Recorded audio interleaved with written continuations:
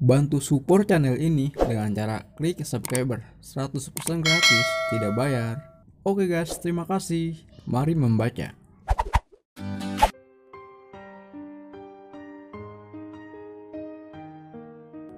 Episode 34. Keesokan harinya, Amara yang baru saja bangun dari tidurnya dikagetkan dengan panggilan telepon dari sekretarisnya.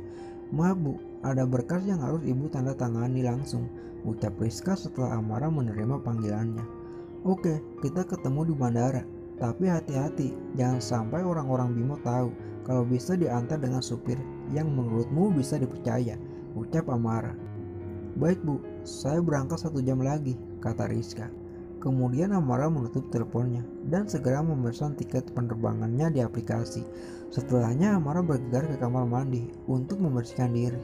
Setelah menyelesaikan mandi dengan waktu yang sangat singkat, Amara sudah bersiap untuk keluar hotel. Kemudian Amara berjalan keluar hotel dan segera menuju bandara dengan menggunakan taksi. Dan kini Amara sudah berada di bandara dan segera masuk ruang tunggu penerbangan. Belum sempat Amara duduk di ruang tunggu, terdengar penerbangan tujuan Indonesia akan segera meroket. Setelah beberapa jam lamanya, akhirnya pesawat yang ditumpangi Amara mendarat dengan selamat. Amara kembali melihat alam semesta yang ada di Indonesia, alam yang sangat subur dengan tumbuhannya. Dengan memakai sweater yang menutup kepala, Amara berjalan mencari keberadaan Rizka di tempat yang sebelumnya sudah ditentukan. "Rizka," ucap Amara melambaikan tangannya setelah melihat Rizka dari kejauhan. Rizka hanya terdiam heran, tak membalas lambaian tangan Amara karena wajah Amara tertutup. Rizka tak menyadari bahwa itu adalah Amara. "Ibu, maaf Bu, saya tidak tahu," ucap Rizka kaget setelah Amara mendekatinya. "Ya, aku. Apa kabar Riz?" "Baik Bu," jawab Rizka. "Aku sengaja Riz berpakaian seperti ini agar orang-orang Bimo tak mengenaliku," ucap Amara yang mengetahui anak buah Bimo ada di mana-mana. "Kamu sama siapa Riz?" lanjut Amara sambil melihat kiri kanan.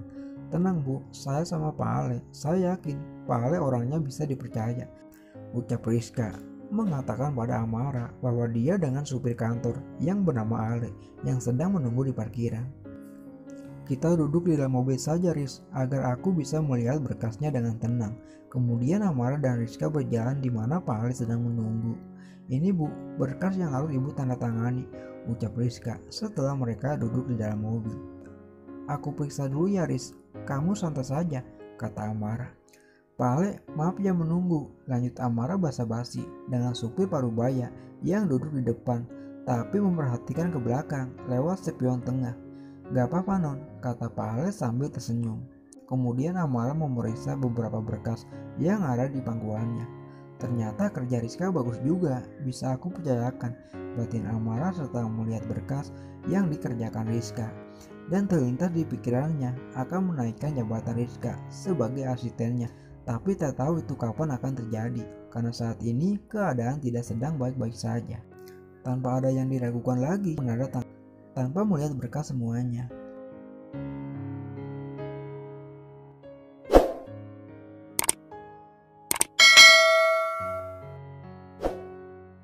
Sementara itu di Eropa bagian tengah, tepatnya di negara Swiss, terlihat dua pria tampan, satu orang pria gagah yang nampak bukan kalangan orang biasa, hingga menjadi pusat perhatian kaum hawa yang ada di bandara.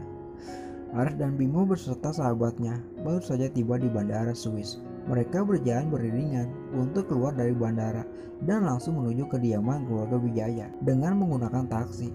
Karena perjalanan yang cukup melelahkan, tak ada perbincangan di antara mereka. Selama perjalanan di dalam taksi, mereka semua larut dalam kelelahan. Sampai akhirnya mereka tiba di rumah besar yang terlihat sangat mewah, milik kediaman keluarga Tuan Besar Reksa Wijaya yang ada di Swiss. Rumah mewah milik keluarga Wijaya tak kalah mewahnya dengan rumah yang ada di Indonesia. Mereka disambut oleh para pelayan dan tiba seorang anak kecil berlari ke arah mereka sambil berteriak dengan sebutan Papa. "Papa!"